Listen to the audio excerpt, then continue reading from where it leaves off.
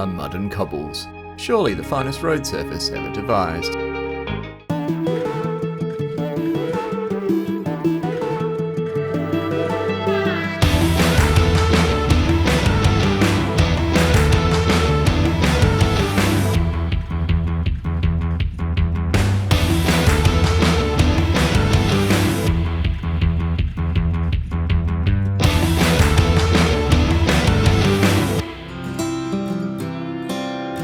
In this episode, my southward odyssey continues via the muddy backroads of the Coroico Mountains before I climb back to the Altiplano for some rarefied air and a long ride to the salt-encrusted town of Uyuni.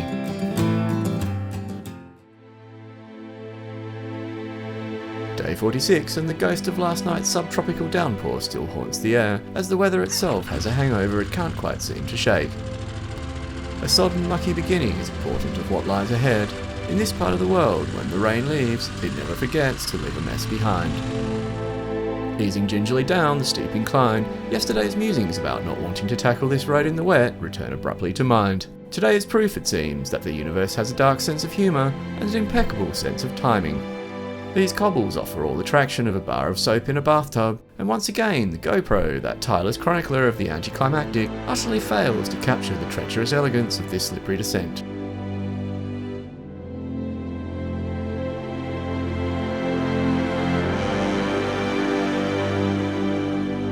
It doesn't take long to leave the washed out streets of Coroico behind. Ahead lies what passes for a national highway in these parts, or so I optimistically assume, as it almost seems designed to actively discourage internal travel. My destination for today is the town of Irupana, and the particular stretch of terra incognita to get me there is designated Route 40. The only problem is, the road seems to exist in multiple places, depending on which digital oracle you consult. Google Maps and OpenStreetMap can't seem to agree where Route 40 actually goes, while Garmin, keen not to be left out, offers its own stab at cartographic supremacy. Placing a gambler's faith in the wisdom of the crowd, I've chosen the OpenStreetMap option, though I suspect the crowd in question may themselves have been guessing. Whether I end up in Irupana or some other Bolivian backwater, I'll just have to find out. The low cloud drapes itself over the landscape like a theatrical backdrop, adding a touch of drama to the scenery, but any reverie is abruptly cut short as I roll into the next town and onto an incline that can only be described as a quagmire with ambition. It's here I discover what might be the least entertaining surface ever devised for motorcycling: wet, muddy cobbles. It's a combination so treacherous, it feels like riding a greased eel down a staircase. As I paddle my way down with all the grace of a giraffe on roller skates, I come perilously close to losing it more than once. The locals, of course, find this hugely amusing. They watch from the sidelines with the smug composure of those who know better than to attempt two wheels on days like this. Reaching a stretch of more forgiving and gently sloping paving, I decide it's time for a spot of tyre demudding, an exercise that feels less like maintenance and more like an exorcism. The Meter CO7 Plus tyres, proudly billed as mud and snow related, are certainly proving their credentials, though not in the way the brochure intended. Their real talent seems to lie in how much they can collect and transport along the way. As I ponder the state of mud to come, my attention is briefly hijacked by the peculiar logistics of transporting goods in these parts. Balancing loads here seems less like a job and more like an avant-garde performance piece. Still, at least those wires don't seem to be power lines. Pressing onward, the landscape unravels with an almost indecent disregard for the ordinary, as if to reward perseverance with a touch of grandeur, though I can't quite shake the creeping suspicion that this might not in fact be the genuine Route 40. Still, it's a touch drier here, and for now, that small mercy will have to do.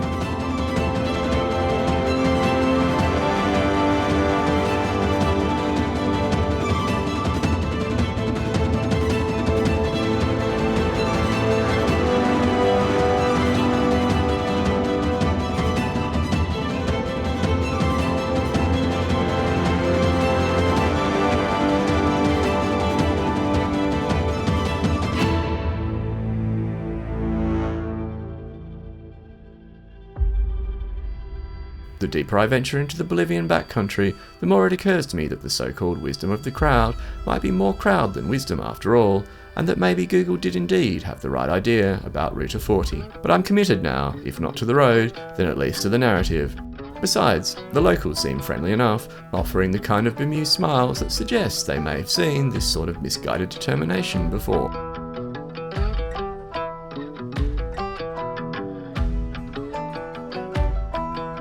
The sight of waiting cars ahead suggests the road may be about to present a problem significant enough to merit a rethink, or possibly a full retreat. It's okay? A local surveyor offers a casual go for it, the kind of advice which could mean anything from "you'll be fine" to "good luck, you'll need it." Still, it's downhill, and gravity, for all its faults, remains free of charge. Once again, the GoPro manages its usual trick of hiding both the severity of the incline and the softness of the mud. But with some inelegant paddling and the front wheel that slides like a drunkard on ice, I eventually make it through without mishap.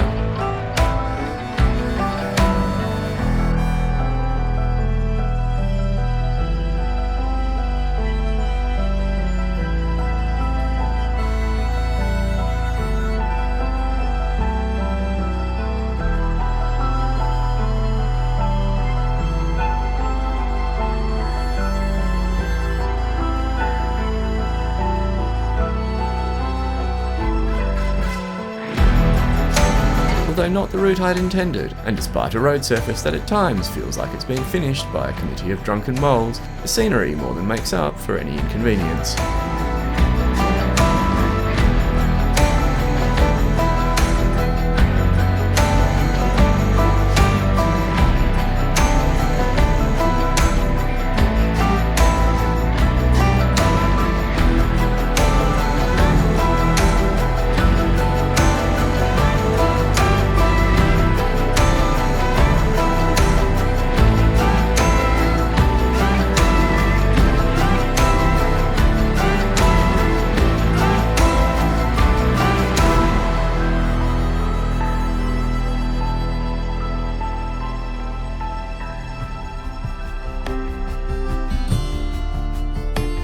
Mercifully, the weather remains content to sulk around in the background for the rest of the day, and after a ride that felt long enough to qualify as an endurance event, I finally roll into Irupana, a stop that is very much off the tourist track.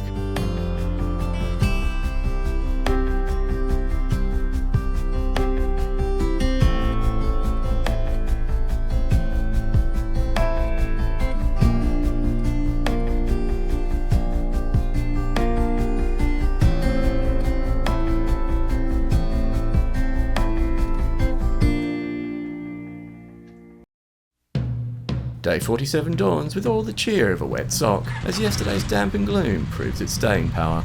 As I depart the hospitable Anahi Hotel, my thoughts turn once again to mud, more precisely, just how much of it I'll encounter today.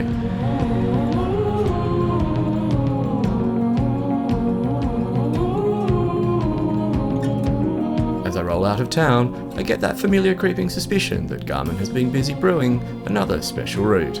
And sure enough, a steep mud-slick back road appears, rising like a slip and slide made of treacle. It's a hard no.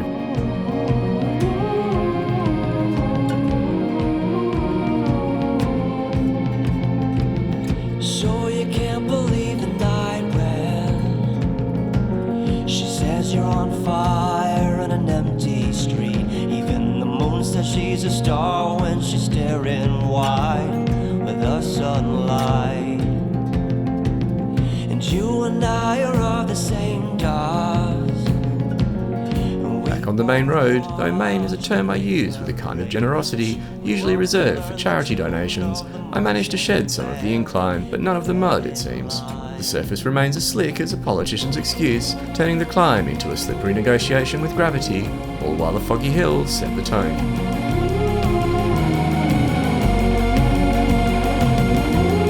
Over the top, the weather takes on a mercifully brighter disposition. More importantly, and where my gratitude truly deepens, the road surface appears to have regained some semblance of solidarity and dryness. So you could draw some line of truth in the banks and in the ballrooms. What you say ain't what you do. Despite the mud and rain, I'm glad I came this way, if only for the mountain scenery, stunning enough to make it feel like nature's way of apologising for everything else.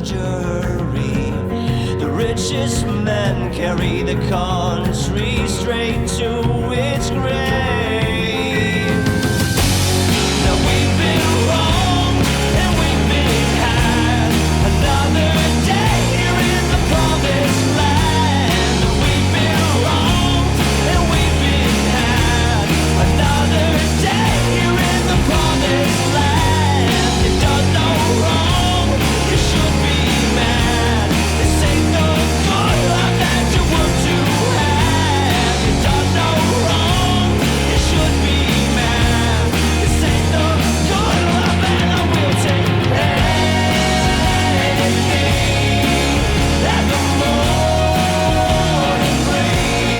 continues in a state which could almost be called dryish, raising the tantalising hope that this mud-splattered chapter of my adventure might finally be drawing to a close.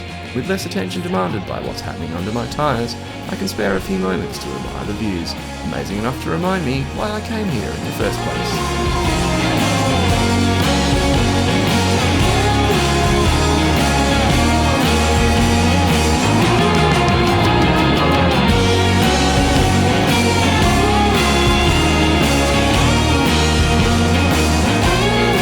Although not quite the Andean roller coaster I was treated to in Peru, Route 25 still delivers its fair share of twists and turns, snaking up and down through the mountains like it's being drawn by a particularly excitable cartographer. It's definitely fun when it's dry.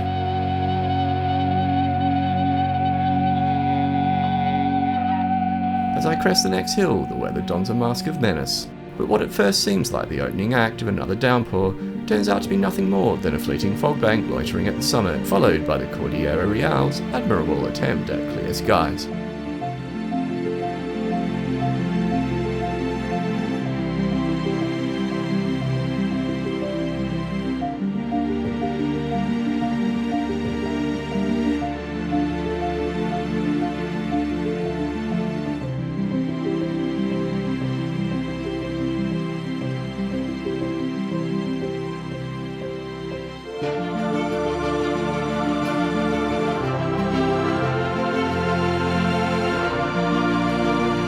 It's not hard to imagine that scratching out a living here takes a certain grim determination, like gardening with a teaspoon. Yet the locals carry themselves with a friendliness that feels entirely unearned by the landscape.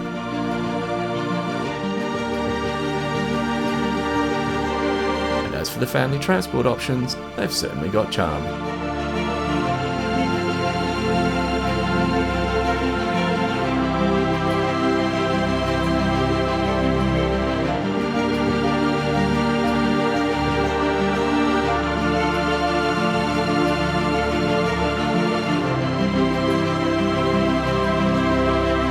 A fleeting burst of sunshine raises hopes it has no intention of fulfilling, but by the time I tackle the next rise in the trail, the weather has switched costumes once again, forcing another hasty dive for the waterproofs.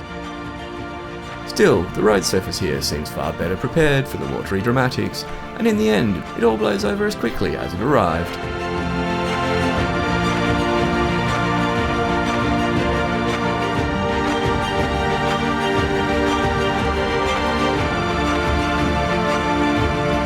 The final half-hearted sprinkle marks my descent into the last valley of the day. Ahead lies the final climb to Quime, a town that with any luck will greet me with more warmth than the weather has managed to muster today. And either way, it'll be my stop for the night.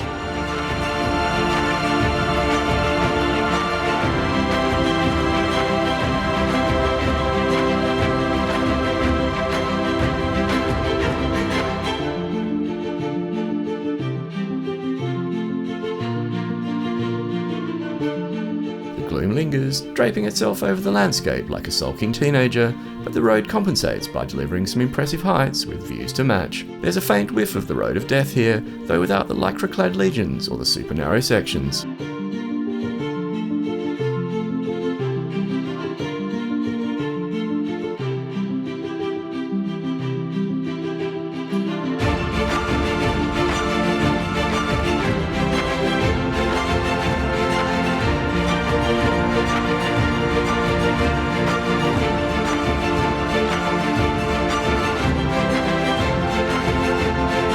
Quime, the last mountain outpost before I rejoin the Altiplano tomorrow, seems pleasant enough, though it carries more than a hint of the déjà vu that clings to so many towns along this route, the kind of place where charm treads water but never fully swims.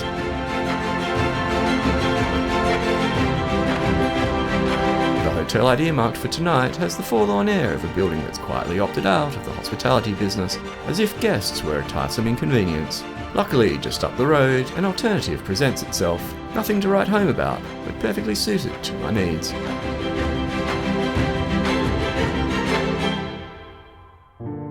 Day 48 dawns with the weather staging what feels like a farewell performance, one last damp hurrah before I return to the high desert, and in the back of my mind, a quiet voice also wonders just how much more goodbye mud my route has in store before the sweet salvation of a paved road finally appears. Meanwhile, getting out of town turns out to be less straightforward than anticipated. The locals watch on, but it's hard to tell whether it's with amusement or mild disdain. But with a little direction from my hotel host, I'm soon on my way.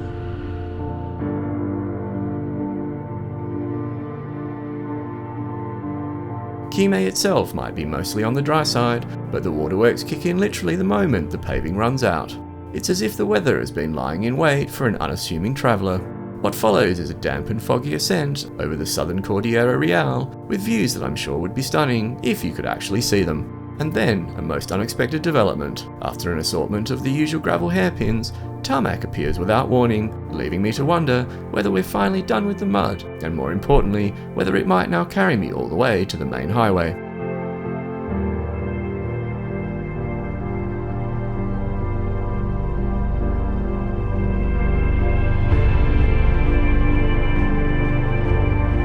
But it's not long before the pavement goes full South American. Debris and rock slides give way to yet another round of pothole slalom, with the foggy conditions adding to the challenge laid down by this mountain.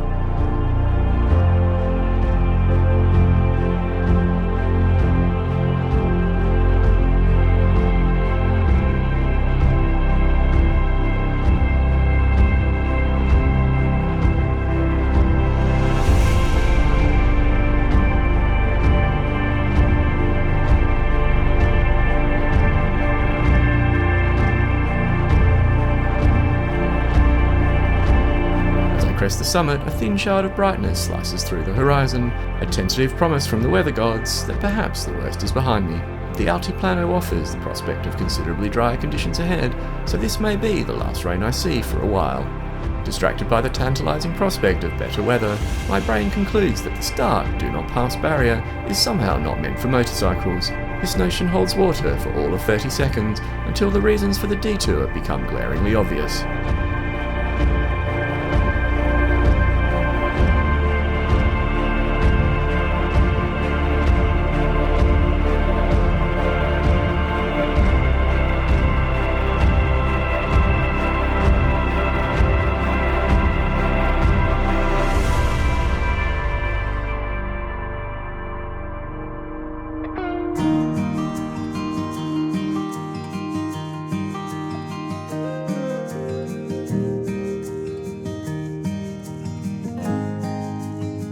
Leaving the llamas behind, I'm momentarily dazed as I punch through the laughs of the gloom and into my first blue sky in days.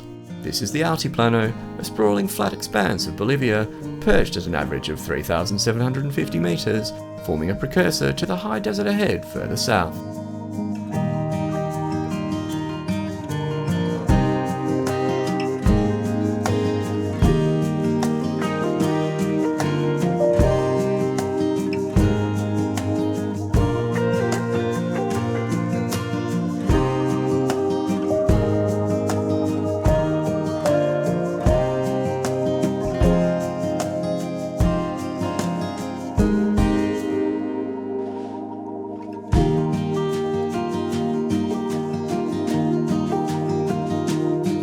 Seizing upon the rare gift of flat terrain, one of Bolivia's principal north-south highways slices decisively through the tundra.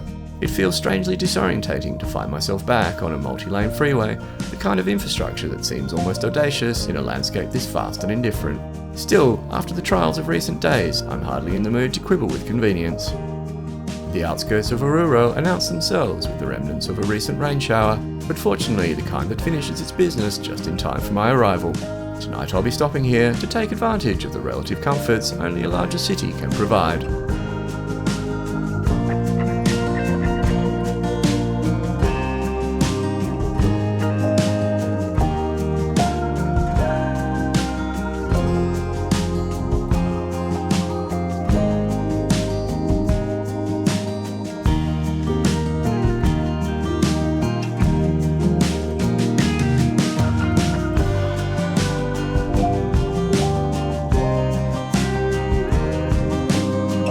Distracted by the novelty of all this civilization, I sail blithely past my hotel like a distracted dervish. Fortunately, a swift loop around the block corrects my lapse in concentration, and soon enough I'm ready to rest the helmet for the day.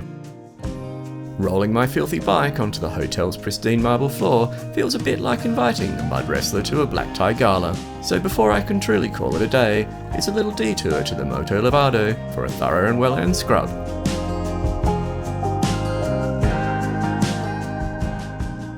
Day 48 and 317 k's of highway stretch ahead to the desert town of Uyuni, the gateway to Bolivia's famed salt flats, which share the town's name.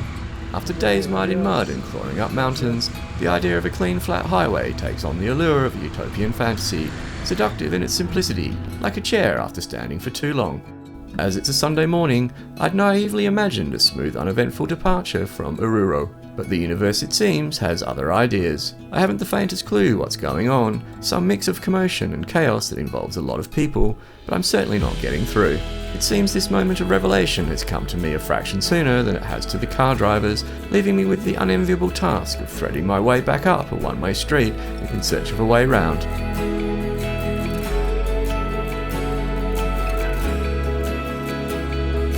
Eventually, a side route unfurls like an escape hatch, steering me clear of the throng, or more precisely, over the throng. Before long, the city limits loom, and the urbanity of Oruro begins to diminish in my rearview mirror.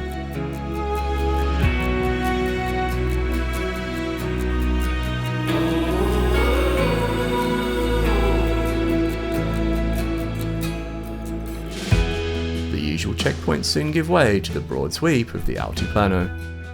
Despite the gloomy sky and the questionable engine health of others, the landscape rises to the occasion, delivering some pretty decent scenery and vast open spaces.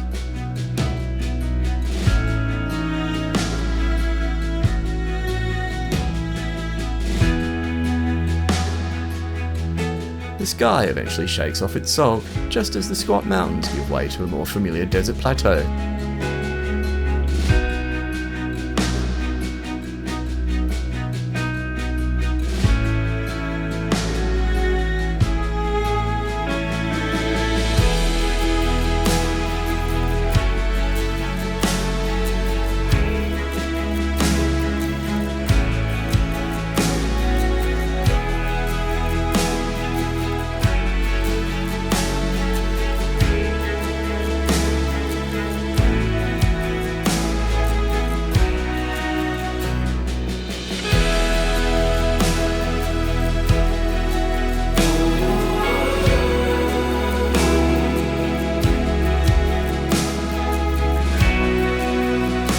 The highway still gleams with the confidence of youth stretching out to the horizon. With the sun riding high and not an obstacle in sight, I settle into the blissful rhythm that will be the next couple of hours to Uyuni.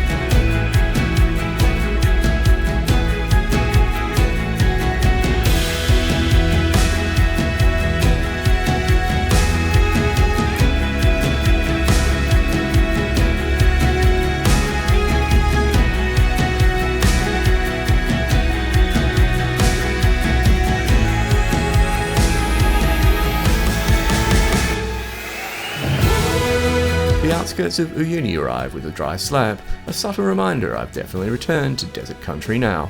This dusty outpost serves as a launchpad for tourists itching to conquer the vast salt flats which bear its name, so despite the Wild West feel, there's no shortage of hotels. That suits me well enough. I'll be sticking around for a couple of days to try my own hand at the Great White Expanse.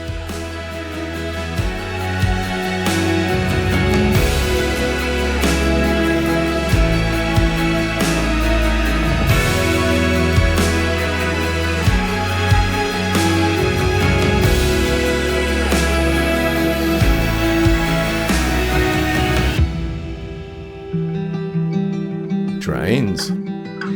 Volcanoes. Detours. Deep sand. Desert. No fuel. The coast. And the Uyuni salt flats.